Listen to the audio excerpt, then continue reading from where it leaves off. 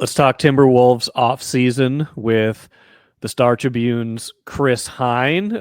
This also doubles as a Ant book release victory lap for you, Chris. How you doing? I'm good. Yeah, so I might as well hold it up now. Here we Hold go. it up. Yep. There we are. Yep. I think when I had you on last time, it was just coming out. So yes. good, obviously good reception. People, you're hearing good things about people who have bought it. I would hope so. Yeah. It's been really nice to see people kind of tweeting at me that they've gotten it, or on Instagram, wherever. And we're gonna do an event on Wednesday night at Majors and Quinn.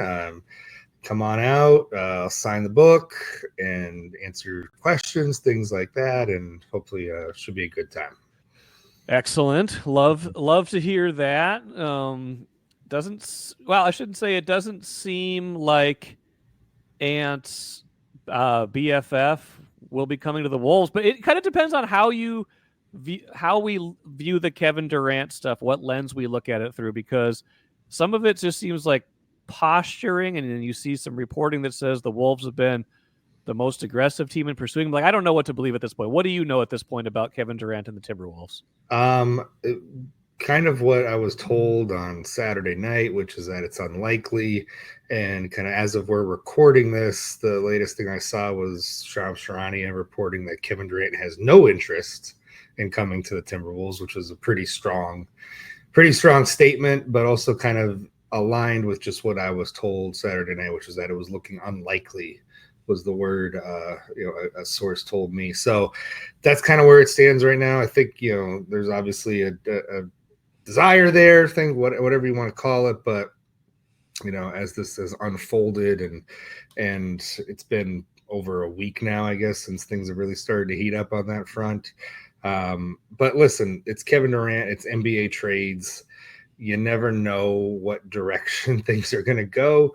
Players try to force their ways to certain locations. They don't always get their wish. No. We'll see. We'll see what happens.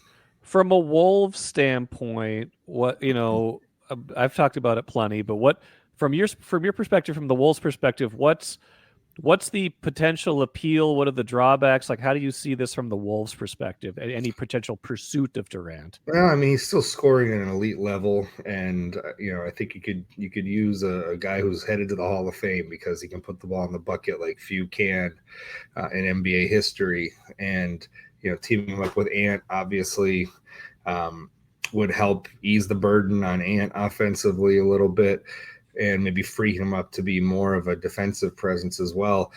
And I think front offices just look at it as, when you can get a guy, even at this stage in Kevin Durant's career, just in general, when you have a Hall of Fame level talent that's available that you could add to your team, you try to do it in these instances. And for the Wolves, those windows won't be coming via free agency. They're gonna have to trade for these kind of players. So, that's just where they're at.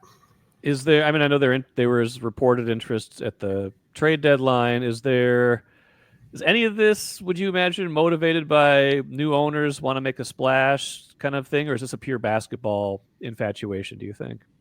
I think it's more of a basketball thing. I mean, with Mark Lowry and Alex Rodriguez, they've been new owners now for forever, for 4 years. Yeah. I think, if anything, the new owner syndrome, you could attribute that to maybe the Rudy trade, that they were probably super excited for that, because that was when they first not first came aboard, but it was looking like at that point they were soon going to be taking over. They had just hired Tim Connolly, and then Tim, about a month into his tenure, makes the big Rudy trade.